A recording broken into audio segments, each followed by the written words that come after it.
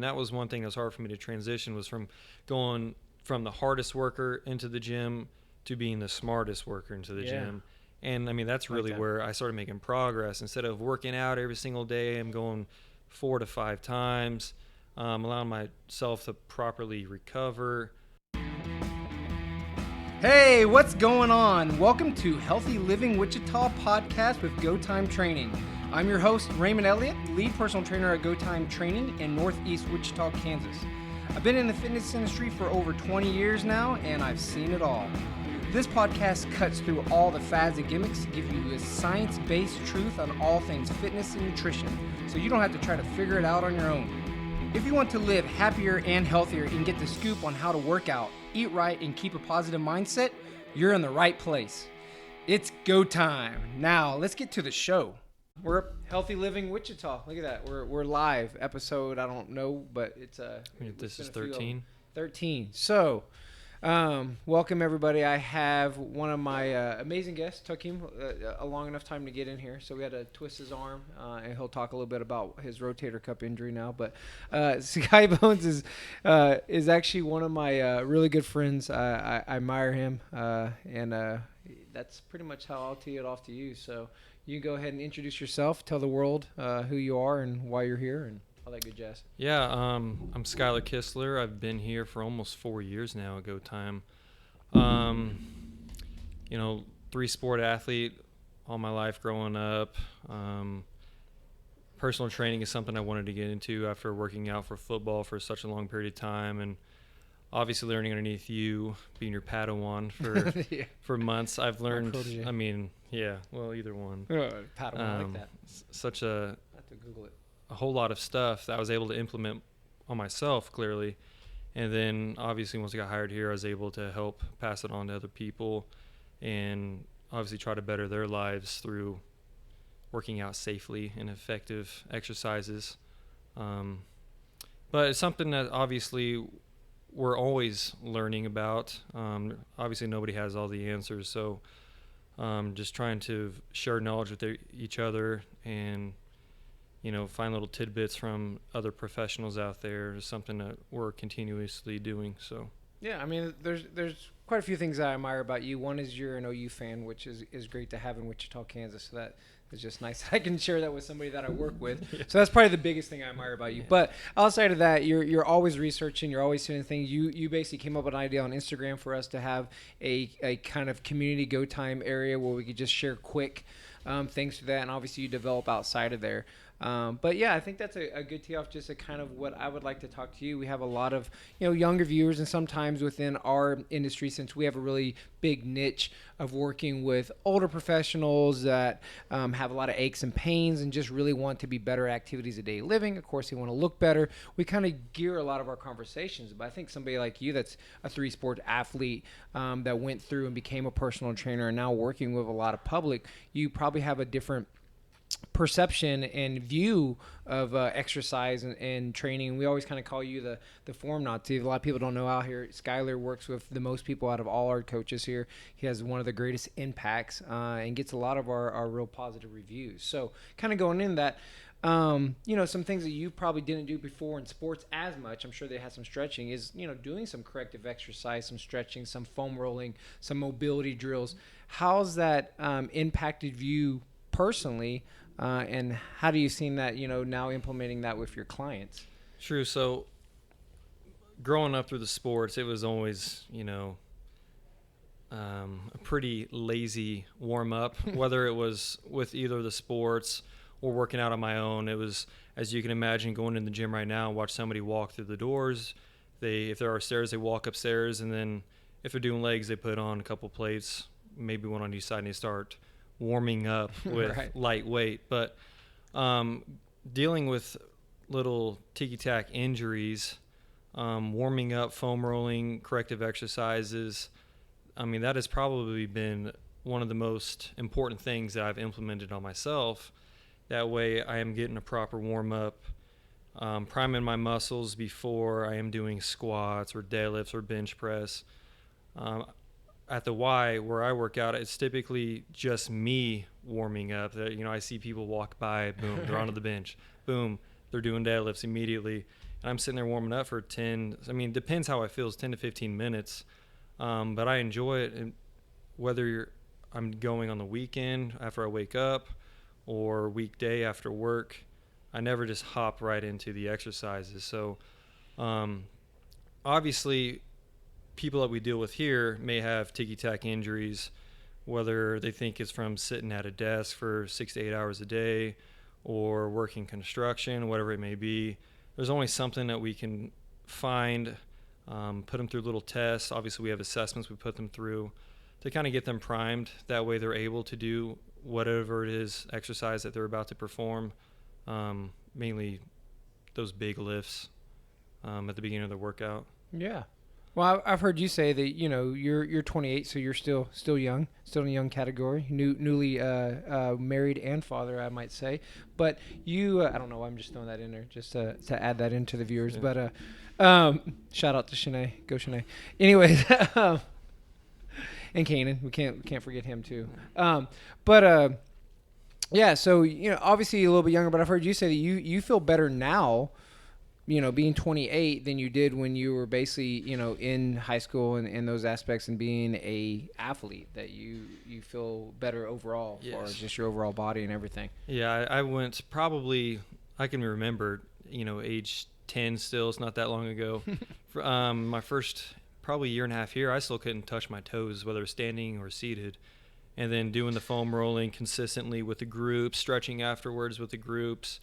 I still don't really stretch on my own, but I will foam roll. Right. I'm actually more flexible and mobile, and I do feel younger now than I did, 10 years ago in high school. Yeah. My lower back pain's gone. Like I said, I can finally touch my toes. Shoulder mobility, still working on it. Thanks to those softball and flag football injuries after college sports. So, yeah, it's made my body feel even younger than a decade ago. Yeah, which is pretty crazy. And I think that's like the kind of the big point from this is that even if you're younger, it's still very important to do those things. You can still feel better. You don't have to wait till you're old, like me, or older, to do stretching, foam rolling, mobility exercises. You can start them out now, and that's probably one of the things that, like I said, most youth, most everybody, but especially people that are younger, they're just like, I'm bulletproof, I don't need to do these things. But you could actually be better, lift better, have less aches and pains in your 20s or mid 20s, or probably even not bad to start when you're like 19 or 18. You can even feel better. So that's a huge thing that a lot of people, I think, should be doing out there. And that's what, I don't really like you said, you're not 100%. I don't really like the term corrective. I've tried to get myself away from it because really a lot of things you're not going to correct 100%. No. You don't have to. Nobody has to be perfect. But you can enhance. You can enhance your shoulder mobility. You can enhance your movement. You can enhance your flexibility and your strength. So those are all really good things. Yeah, I know a lot of people growing up have been athletes, so there's going to be dominant sides, and it's not really likely that you're not going to have a dominant side. So trying to correct, my shoulder mobility is better on this side, not as good on this side. I'm like, well, that's just kind of how it happens sometimes. Going through assessments, it seems like everybody who's right-handed, that internal rotation is just a little bit worse than the left. Right, so it's going to happen. It's not going to get fixed in a month or something like that, but it's something to work on, and you can enhance it, right? Yeah, exactly. Yeah, especially people at overhead throwing sports. They found that there's going to be a lot of issues and a lot of mobility, and you're not going to be symmetrical on each side, which is fine. You don't have to be symmetrical on each side. I think you're always one of the guys that kind of points it out when we're doing cueing stuff, like, but in context, what about this and what about that and what about this? And so, not everybody's going to be perfect, but you can enhance upon all those things if you have the knowledge and start to go through them, and as you've done through going through the school here, and then just researching on your own, and then obviously working with clients, you're kind of forced to start to learn more about the body and what can help prevent or enhance and make things better. So you are the form Nazi. Everybody out there agree? Yeah. If you've worked with Skylor, and you know that he's corrected your form, and please put a comment here on how much you love him. So that would be beneficial. I'm sure we'd be happy to see that. But, form is also very important, right? The corrective exercise, but once again, kids younger, they definitely, look at the YouTube videos and follow some of their favorite sports athletes and look at Instagram. But, how's form, you think, been beneficial, and what do you think should people pay more attention to it out there in the real Yeah, world? I'm always. 'Cause you go to the Y. I'm as critical on myself as one can be. So, um, I don't really say too much when I'm off working out. I just kind of spectate and watch the common mistakes. For some reason, people like to, I don't know, whether they're doing RDLs or normal deadlifts or good mornings, they like to peek at themselves to the side in the mirror as they're going down, or arch their neck up really bad on the way down, or, whether they're rowing and their shoulders are rolling forward big time versus really keeping that chest up, feeling that squeeze. You're never too young to hurt yourself. I mean, obviously, I've tweaked my back multiple times, whether it was deadlifts or some 3-point rows. And when you do that, you really kind of appreciate being, pain-free and healthy. So that's why I implement a really good warm-up to myself and try to master each exercise before I get too crazy with some other things. You're never too advanced to do the basics still. I mean, that's why in powerlifting meets, they still test those major lifts versus, let's see what cool things these people can do. Right, yeah. So, yeah, I mean, like I tell some people here doing pull-ups, you can go to a normal gym and not see one good pull-up all day.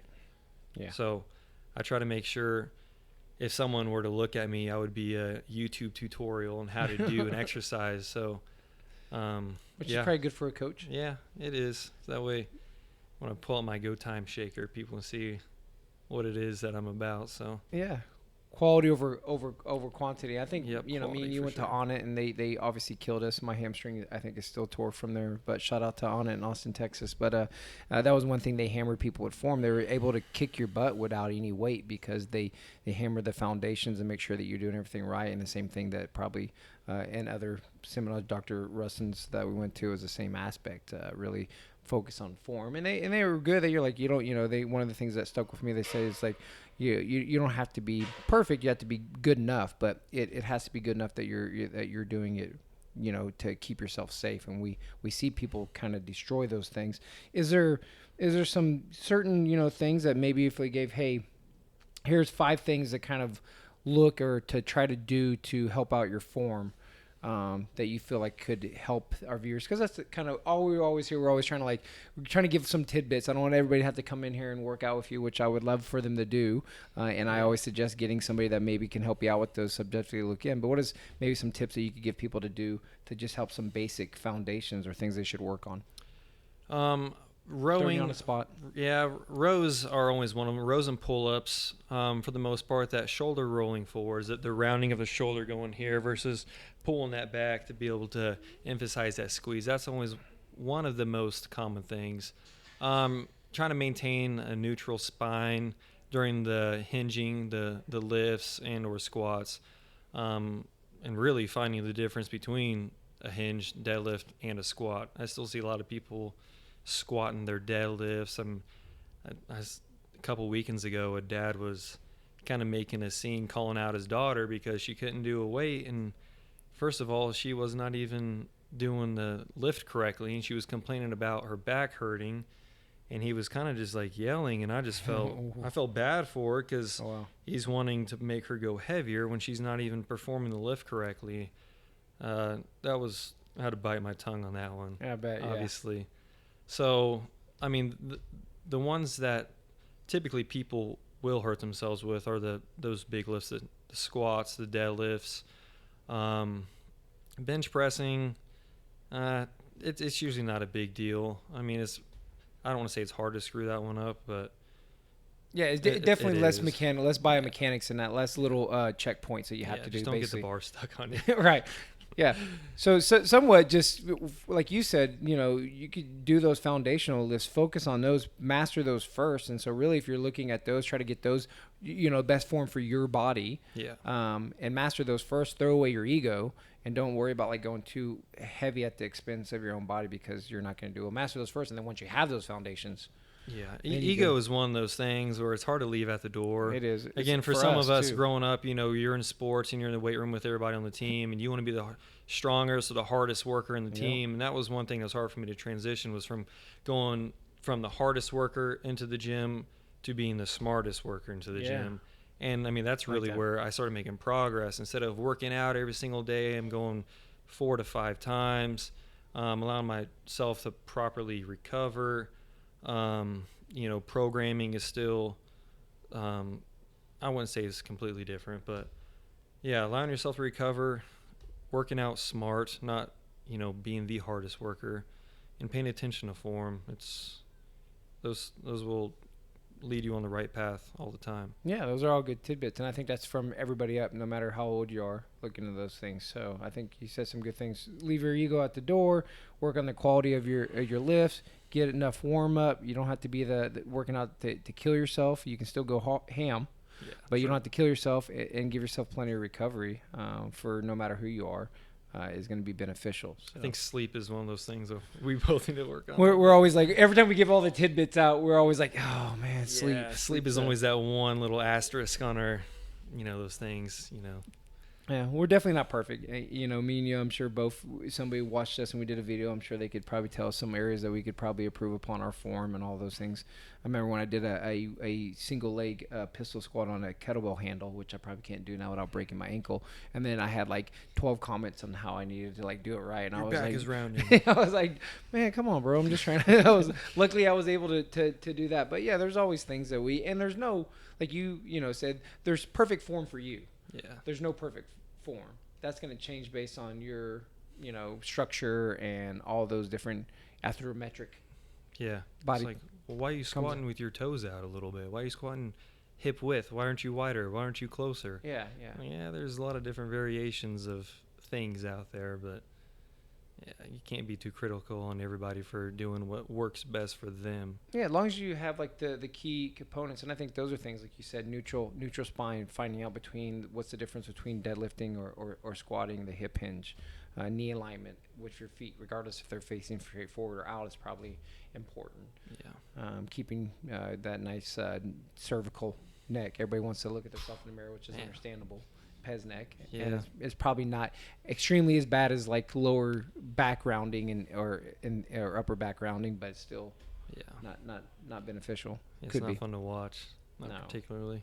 Yeah. Do you struggle with that at the YMCA, knowing what you know now and being a personal trainer and day in and day out? Not like you're above everybody else, but just day in, day out. That's your job. You spend 10 hours a day coaching people on how to do good form and critiquing, and then you go to another gym and you have tons of people around you that are likely doing bad form. I try to, honestly, when I watch other people work out, I would spot something, if that were my client, what I would say, at that moment, or like, hey, that's incredible form, keep that going, don't change. Yeah. But typically, you want to congratulate people too as well. Like, again, typically people don't have perfect form at every single lift. So if there were some input that I would have, I kind of would just, obviously I should be paying more attention to myself than other people, which I still try to do, but it's hard to do when you've learned to do it. Like even just learning people's posture. I remember once I learned more about posture deviations, which is we're learning, is not a huge thing to every aspect, but it can play a role. You start to see, like you learn kyphosis, and all of a sudden every person you go to, how people walk. Yeah, it becomes kind of crazy. And so going to corporate or bigger gyms where I see other people sometimes is a struggle for me. So I'm just kind of keeping my skills where they need to be. Try to spot the things I would say as quick as possible, and then when my rest period is over, back to myself. Right. Yeah. Separate yourself, put on some tunes. Yeah, it's kind of nice not having to talk to anybody, which after here sometimes I'm getting to the gym with 10,000 plus steps by noon, so yeah, so it's nice to just go headphones in, not talk to anybody, just kind of focus on myself, play some Celine Dion. Yeah, not Celine Dion. You're not supposed to say anything. little bit of country. What do you listen to? Oh, it's nothing suitable for here. I mean, well, yeah, it's a lot of unknown rappers or. You listen to rap? I didn't know that. NF is probably he's suitable for here. He don't cuss. He's pretty hard. He's like a